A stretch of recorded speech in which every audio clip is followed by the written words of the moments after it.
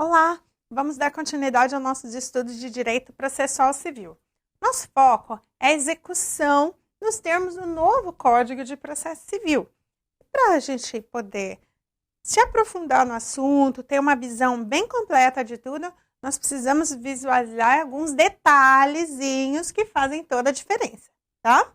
E os nossos detalhes de agora vão ser os efeitos da litispendência, tá?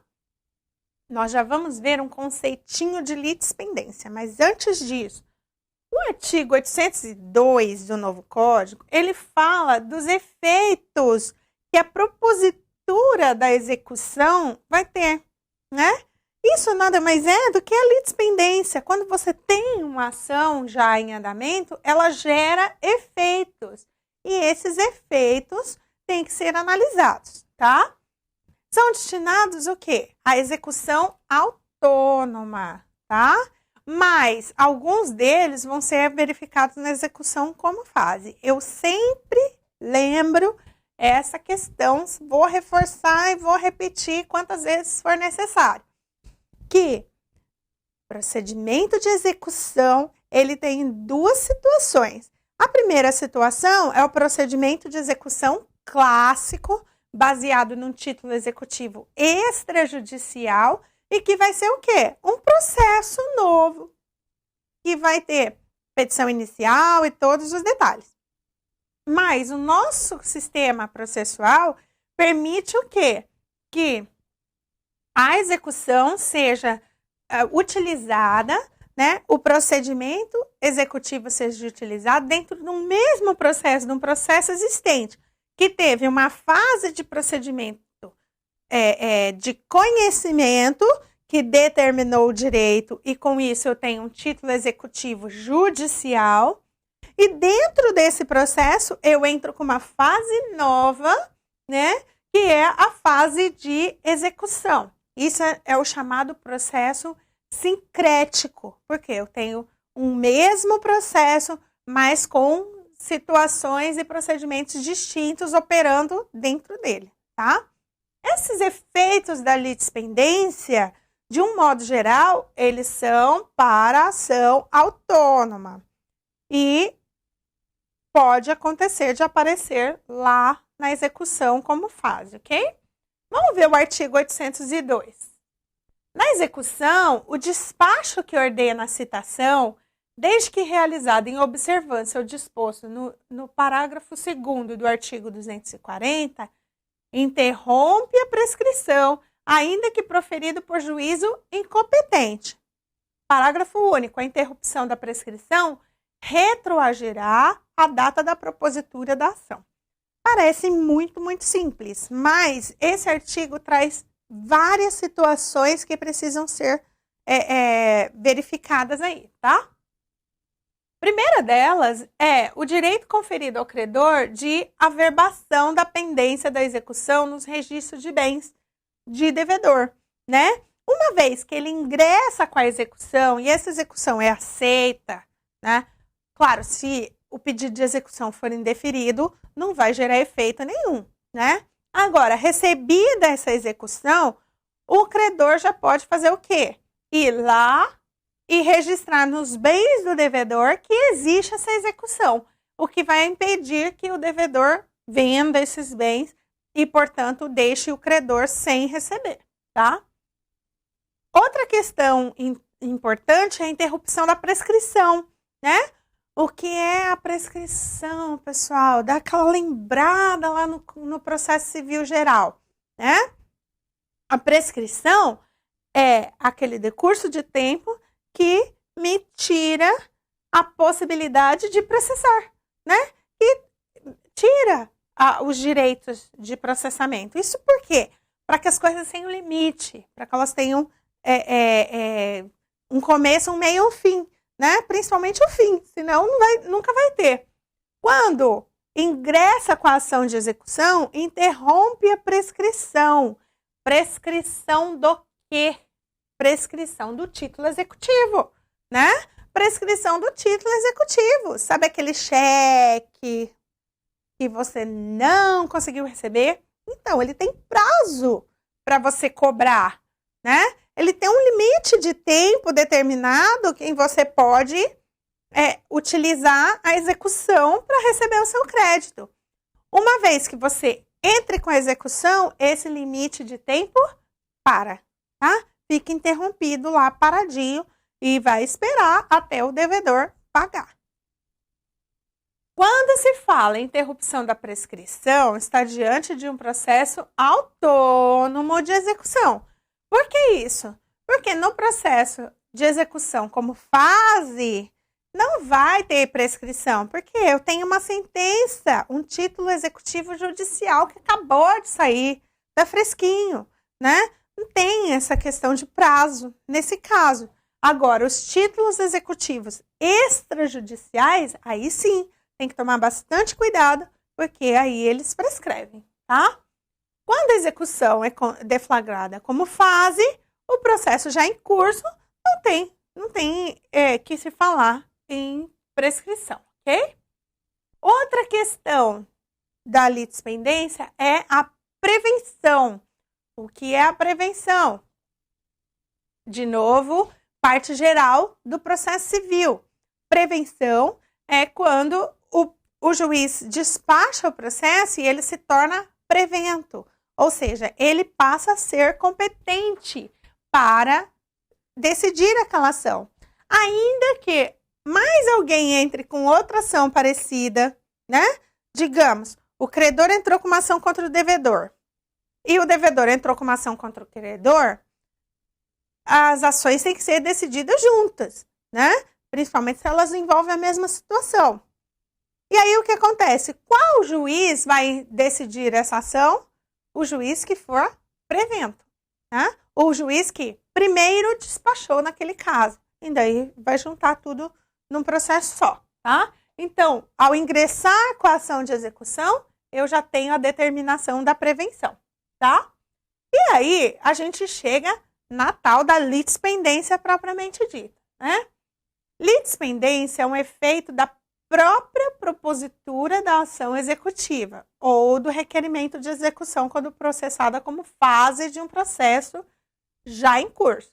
A partir do momento em que a ação é proposta ou o requerimento é formulado, já está o quê? Pendente uma demanda executiva e já há litispendência. Isso significa o quê? Uma vez que eu proponho a ação, uma vez que eu já tenho uma ação em andamento, os efeitos dessa ação já vão ser sentidos, já vão ser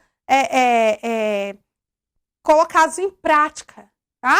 Inclusive a questão da prevenção, por exemplo. Bom, entrei com uma ação aqui, não posso entrar de novo com essa mesma ação, né? Ah, não gostei desse juiz com quem caiu o processo, vou entrar de novo com a ação em outro? Não. Por causa do quê? Por causa da litispendência. Ingressou com uma ação, você tem esse vínculo, você tem esses efeitos que vão ser verificados, tá? Formulação da demanda executiva, nos casos em que a execução se desenvolve como fase, já em curso, dá origem a uma nova litispendência, que se distingue daquela decorrente da formulação precedente da demanda cognitiva. Professora, pelo amor de Deus, não complica a nossa vida. Fazer o quê? Processo civil, né? Eu tenho um mesmo processo e dentro desse processo eu vou ter procedimentos distintos, certo? Ok, então eu tive o procedimento de conhecimento. Ao ingressar com o processo dentro do procedimento de conhecimento, gera litispendência, ou seja, as partes estão vinculadas, o processo está vinculado, que me impede de abrir outros processos iguais e coisas assim. Parte geral. E aí, terminou esse processo de conhecimento e eu preciso executar, eu preciso da efetivação da tutela. E eu entro com uma petição simples, pedindo para que o juiz dê abertura a essa fase, né? Ao fazer isso, gera uma nova litispendência, né? uma nova litispendência, que também vincula as partes, que também impede de outros processos serem abertos, também impede algumas outras coisas e, no nosso caso, vai gerar esses efeitos, né? Interrupção de prescrição, que nesse caso de fase não é importante, mas a prevenção do juízo, né? E outras coisas mais que também vão ter esse efeito quando eu uso a execução como fase do processo, ok? Litigiosidade do objeto. Isso é muito importante na parte de execução. Isso é muito profundo. Por quê? Uma vez proposta a execução, seja ela por petição inicial ou por requerimento, ou seja, uma execução autônoma ou fase de um processo, já é litigioso o seu objeto, tá? Primeiro com relação ao autor. O que acontece? Qual é a consequência disso? Se o exequente resolver ceder o crédito que é titular a um terceiro, né? O que se afigura juridicamente possível, não perderá a legitimidade para continuar demandando em juízo. Para o réu, a litigiosidade do objeto é consequência de sua citação válida. Litigiosidade faz com que o objeto fique vinculado, tá? Que o objeto fique vinculado. O nosso credor exequente, ao ingressar com a ação, ele fez o quê? Interrompeu a prescrição, né? Pediu penhora de bens, reservou os bens do devedor lá no cartório de registro de imóveis, né? E aí ele faz o quê? Cede o crédito para um terceiro. No meio empresarial, isso é muito comum. E é possível? Sim, é possível, né? E todos esses efeitos que nós falamos vai transferir para esse terceiro, né? Esse terceiro que pegou o crédito para continuar a cobrança, tá? Com relação ao réu, essa litigiosidade só vai se dar depois de citado, né? Depois de citado, o que significa o quê? Que depois de citado, ele não pode mais vender os bens, né? Ele não pode mais transferir aquela obrigação para outra pessoa, né? Os efeitos vão estar lá no direito das obrigações. Cessão de obrigação, cessão de crédito, cessão de contrato, todas essas questões estão envolvidas lá no direito de obrigações, ok? Outro efeito que nós vamos ter da litispendência, a indisponibilidade patrimonial relativa, que está fixada no artigo 792 do novo Código. O que acontece? Uma vez que o executado seja citado, né, para responder à demanda executiva, que possa até, de repente, reduzi-lo à insolvência, ele pode passar a ser insolvente, ele não pode mais vender os seus bens, ele não pode alienar os seus bens, né? Por quê? Porque vai ser considerado fraude à execução. Isso é muito importante porque tem muitos devedores, né? Infelizmente, muitos devedores que, ao se ver numa situação de um processo, vão ver que eles vão perder realmente os seus bens, eles fazem o quê? Fazem compra e venda falsa, né? Para transferir o bem para outra pessoa, faz uma doação, transfere para o nome dos filhos, da esposa, alguma coisa assim, tá? Uma manobra para não pagar a dívida. E o que acontece? Se ele já foi citado e a citação foi válida, o que ele fizer depois disso, né? Transferiu o bem para o filho, vendeu para um amigo, alguma coisa assim, vai ser considerado fraude à execução, né? E com isso, o negócio pode ser anulado. Outra questão é a constituição em mora, né? Ao ingressar com a ação executiva, você constitui o devedor em mora. Por que isso é importante? Uma vez que ele esteja em mora, os efeitos da mora vão ser aplicados. Vamos ver. Um dos efeitos da citação válida no procedimento é que ela constitui o devedor em mora. Se aplica nos casos de mora ex persona, quando não houve nenhum ato anterior de constituição em mora, não teve nada. O que é essa bendita dessa mora? É o retardamento ou o imperfeito cumprimento da obrigação. A mora ex persona ocorre quando a obrigação não tiver data fixada para o seu cumprimento, dependendo de providência do credor. Então, algumas situações, você tem lá no contrato. Pega aquele boleto. Sabe aquele boleto que você vai pagar amanhã? Dá uma olhadinha nele. Tá escrito bem pequenininho assim. Em caso de mora, aplicar multa de 0, tanto por dia. Né? É uma obrigação que você assumiu de pagar aquela parcela. E lá vai estar escrito o que é a mora? O atraso, a demora, né? Deixar de cumprir regularmente a obrigação. Então, nesse caso, vai ter consequências, né? Vai ter consequências, principalmente financeiras. Né? Um valor que vai ser acrescido, ou às vezes é uma questão de a responsabilidade pelo bem, né? Uma vez constituída em mora.